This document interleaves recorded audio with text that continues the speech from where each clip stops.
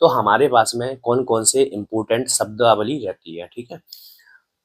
तो सबसे पहले जो शब्दावली रहती है उसकी बात करते हैं हम। सेलेस्टियल बॉडी, इसको हम खगोलीय पिंड भी बोलते हैं, ठीक है। खगोलीय पिंड मतलब जैसे सूरज हो गया, चंद्रमा हो गया, तारे हो गए, ये सभी क्या है, नेचुरल ऑकरिंग है, मतलब जो प्रकृति ने हमें बना करके रखा हुआ है। और जब हम रात में देखते हैं स्काई में तो हमें चमकते हुए अगर हम आसमान में देखते हैं तो हमें चमकते हुए दिखाई देते हैं। तो वो क्या है, वो सारी सेलेस्टियल बॉडीज हैं। तो सेलेस्टियल बॉडीज में क्या आ जाते हैं, हमारे सन आ जाता है, मून आ जाता है, स्टार आ जाता है ना। अब फिर जो सेलेस्टियल बॉडीज रहती हैं वो दो टाइप की हो सकती हैं।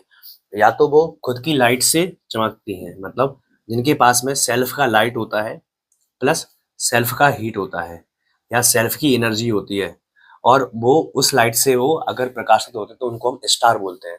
तो जो हमारा सन है वो क्या है, एक स्टार है। तो स्टार को क्या बोलते हैं, हम तारा बोलते हैं।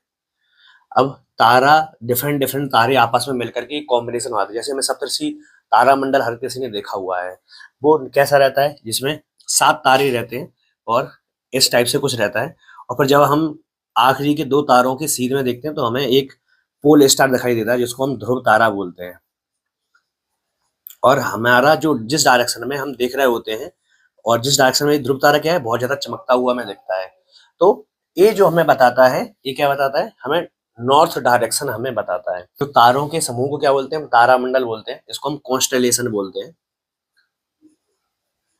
अब कॉन्स्टेलेशन में उर्सा